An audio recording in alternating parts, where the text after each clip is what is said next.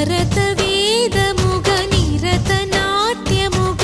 కదిలిన పదమిది ఈశా శివని వేదనగా అవని వేదనగా పలికెను పదము పరేశా నీలకంఠరా చాలి పొందరా కరుణతో ననుగనరా నీలకందరా శైలమందిరా మొరవిని బదులిడరా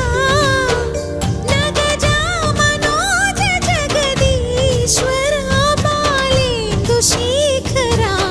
శంకరా భరతవేదముగ నిరతనాట్యముగ కదిలిన పదమి